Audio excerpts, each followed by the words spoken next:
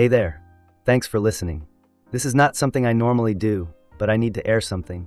Maybe you have been there and you are coming for the yarn. Either way, I'd love to have some advice about what to do next since, well, I'm in such a good mood at the moment. Okay, so here I am from scratch. My name is Ryan Thompson. I am 33 years old and living in Calgary, Alberta, and up until this point I thought I was in a good place. I work decent remote tech support, I have a cute little house, and I love my family. My wife Emma and I are 7 years old. We have 2 beautiful children, 4-year-old Chloe and 6-month-old Oliver. It is busy but good, or so I believed. My wife Emma, she is a different thing. She is bright, funny, and she's got that kind of vibe people gravitate towards. Everyone loves her, but she has this spontaneous streak too. I don't mean the "I got way too many candles at Bath and Body Works" kind of mad. That "oops, I got it wrong a second time" type of rush. I ought to have known better.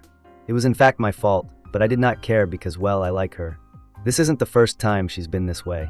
It happened once before. That was almost a year ago. We had one of those late night, serious conversations. You know, the kind where both parties are being naked and brutal. She admitted it, said sorry, said it would never be the same. She met me in the face. "Ryan, I love you. I made a mistake. It happened once." And like a dummy I trusted her. I was like, even humans are imperfect. Marriage is about forgiveness. So I forgave her. But today was an entire other kind of betrayal. And I don't even know where to start. The day began as a normal one. Emma was up early getting Chloe ready for preschool. Our baby Oliver was cranky, so I nursed him from his bottle and Emma packed Chloe's backpack. The list goes something like this: pick up the crayons, pack a jumper in case it gets cold, and of course don't forget the tiny toy bunny that Chloe must bring everywhere. Emma was just normal, singing to whatever song she must have heard on the radio, and it was a peaceful morning. I kissed them all goodnight, and she loaded the kids in the car. It was 8:15 a.m., a bit late for me, but nothing crazy. They would be back 40 minutes max, I reckoned. Preschool is a quick 15 minutes away, and Emma sometimes stops by Tim Hortons for a coffee on the way home. I now do a home office, so while they were away I did work on my laptop. It was a client that I was working with. They couldn't remember their router password, old school, so I was thinking about it.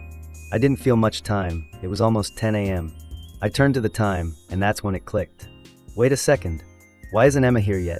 At first, I thought maybe she had a friend who was visiting, and they were talking. It happens sometimes. Emma is one of those people you can see your old high school friend in the grocery store and end up blabbing away for 45 minutes about everything from baby clothes to where they took vacation last summer. I then gave her my best shot. I sent her a text. "Everything okay? Running late?" No response. 5 minutes go by. 10 minutes. 15. Still nothing. Now I am getting that pain in my chest. Not quite panic, but close. I say to myself, she probably just forgot her phone. Then at around 10:30, the garage door opens and Emma comes in. I see her through the window. She exits the car, a bit beaming, a bit giddy. Too happy. She has that little bounce in her step, and I have that bounce. That is the "I just did something" secretive bounce. But I don't say anything, just stand there. She opens the back door to let Oliver out, and she is as laid back as if she did not just go missing for 2 hours with no reason. Something wasn't right, but I didn't respond.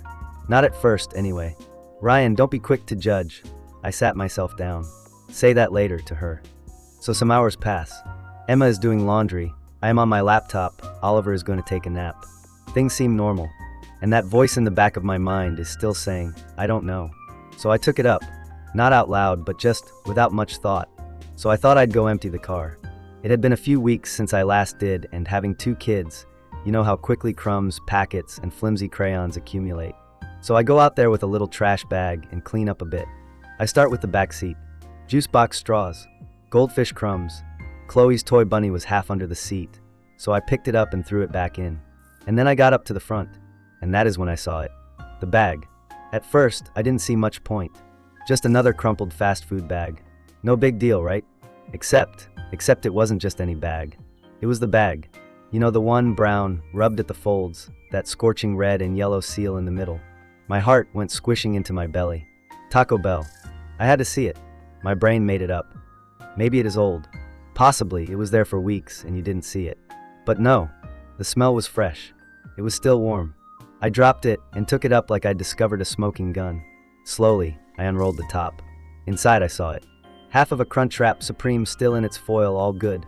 I just stood there still, like I was reconstructing a crime scene. My heart was pounding. My jaw was tight. I was mad. No, scratch that, I was angry. Not only was this about Taco Bell, this was about trust. This was about betrayal.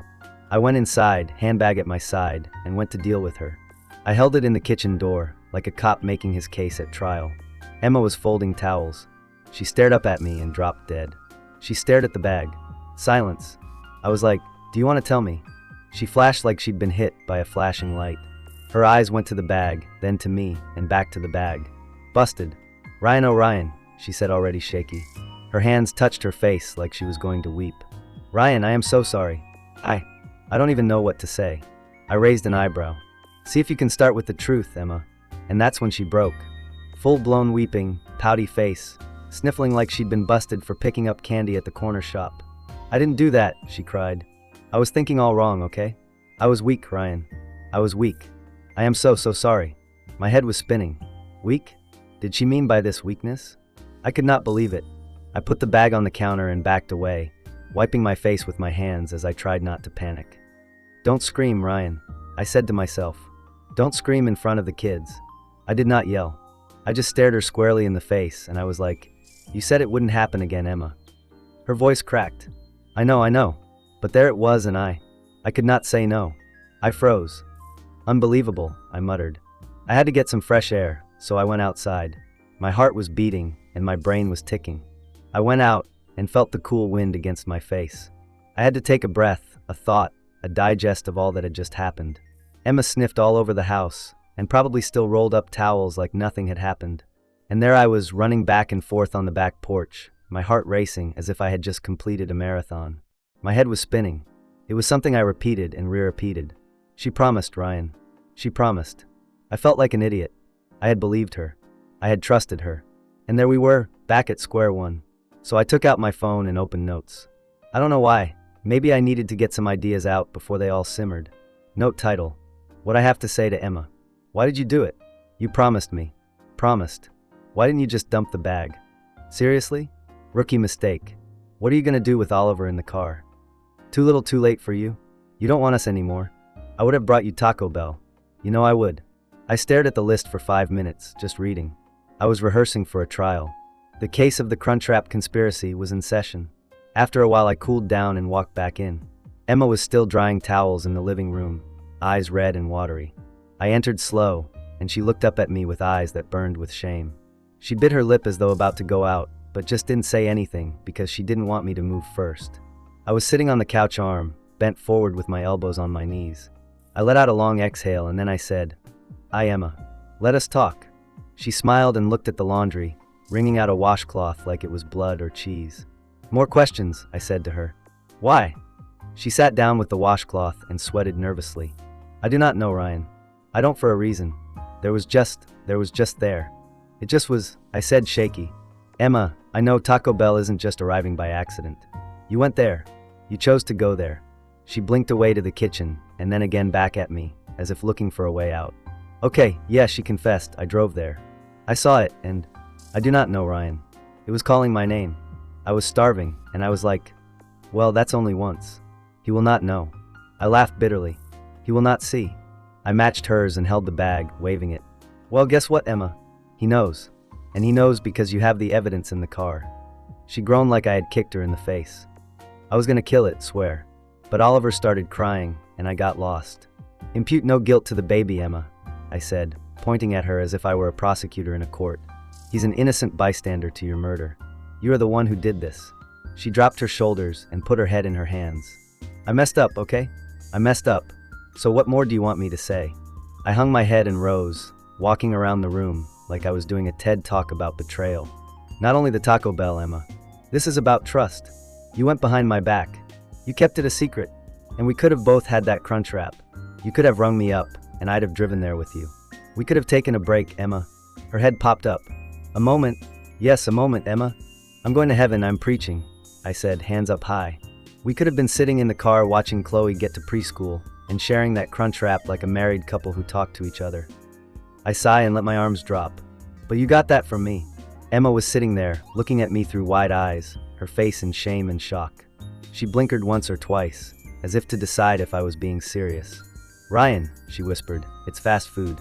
Do we really have this right now? We're doing this, yeah. I flung my arms. Because it is not burgers and fries. It is what it is. And you know me and Taco Bell. You know how I'm in loyalty. She buried her face in her hands again. Oh my God, you're so fucking up. She says. Am I Emma? That's something I say with a big stepping. Am I over-dramatizing, or do I want to be passionate? Because when I married you, I committed a secret. I promised to love you, honor you, and stay. And I thought you made that promise too. I gestured to the bag. But now I see you got your vows, right?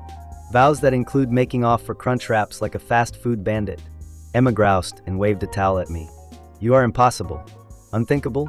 I caught the towel in the air and put it back on the rack. No, Emma. I am consistent.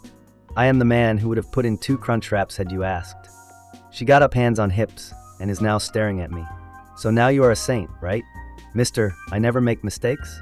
And remember when last year you ate every last one of those Reese's cups from the Halloween bag and told the kids? I can tell you again. That's another thing. I threw a spanner at her like she'd just crossed a boundary. That was survival, Emma. The kids were never going to eat those. You know Chloe only eats Smarties and Oliver was too young to eat candy. Yeah, but you still lied, she snickered, pointed her finger at me.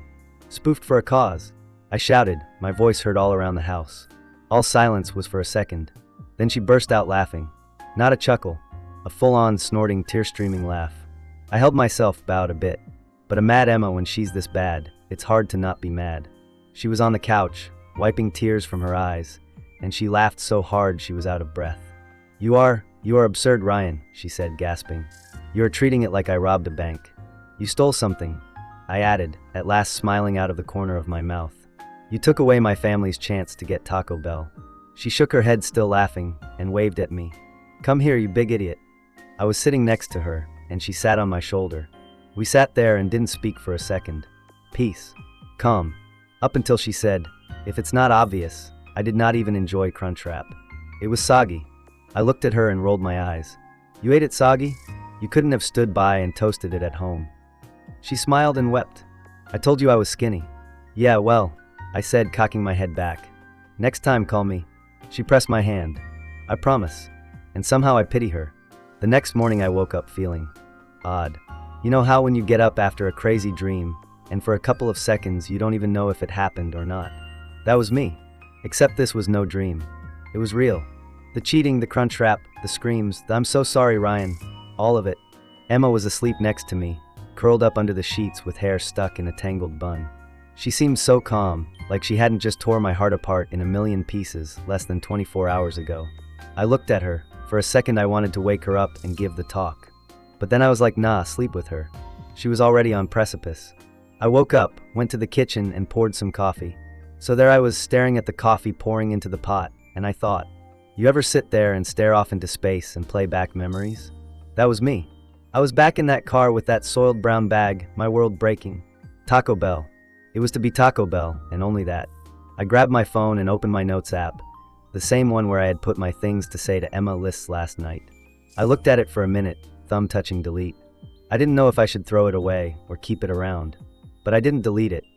I made something new at the bottom. 7. When she makes it again, next time I'm eating her Crunchwrap. No mercy. It was good to put it in words. There are days you have to be honest, you know. Call it a personal boundary. Call it a life rule. Call it justice. A half hour later, Emma awakened. She came running to the kitchen, put on my old Calgary Flames hoodie, the one I had been missing all week, and got her a cup of coffee. She gazed at me with her eyes, the previous night puffy. She looked at me, then the coffee, then me. Morning, she said softly. Good morning, I said, drinking my cup. Silence. The silence you get only after you have had your big moment with your spouse. Not uncool, but not out of place either. It's like you're both waiting to see who will say what first. Emma drank her coffee, eyes glancing across the top of her cup like she was observing me.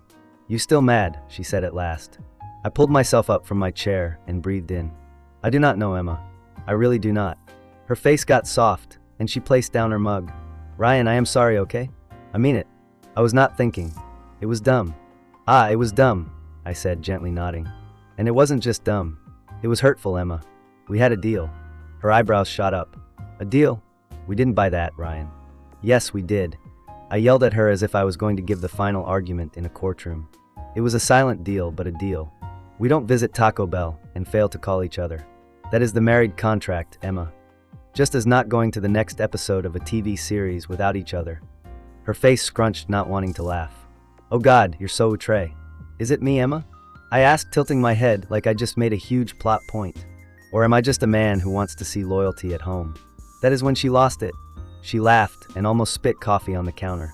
She leaned over holding her stomach like I had just made the cutest joke she had ever heard. You are crazy, Ryan, she told me in a series of laughs. Absolutely insane. Call me crazy. I held up my cup as if I was laying it on her. But I am a good guy. The two of us sat there, muting the laughter. The shiver of anxiety that had been there since the day before finally disappeared. I thought then that maybe I was not so crazy after all. I was just tired. Wearied of little pranks, tired of collecting non-essentials. But before I could get too soft, she hit me with the one thing that brought the fire back on.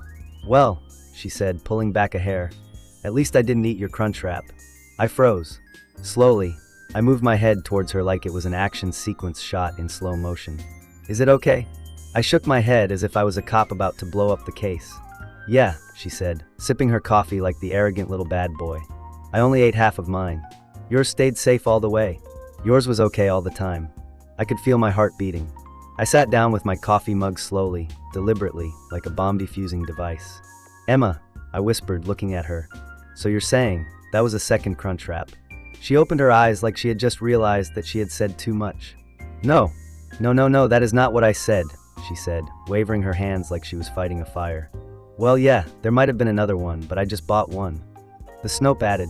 I stared at her. Emma, did you eat 2 Crunchwraps? Her eyes squinted around the room, like she was trying to find a way out. I'm not answering that. She sighed and put her arms up. 2 Crunchwraps? I exhaled, hands to my head like I had just been shown the ending of a film I'd never seen. You had 2 and you did not give me 1. I just ate 1, Ryan, she said with a laugh, holding up her hands like she was giving up. I swear. I swore on the baby's head. You don't include Oliver in this. I chided her, as if she'd broken a covenant. Don't drag the baby in your web of lies. She laughed so hard, she almost knocked over her coffee again. It's my fault. I should have stopped, but I was buried. I was a man on a quest. A guy who needs to know. Okay. I was stooped forward, hands on knees like I was preparing to deliver a motivational speech. Here is what we are going to do. On the weekend, we are going to Taco Bell.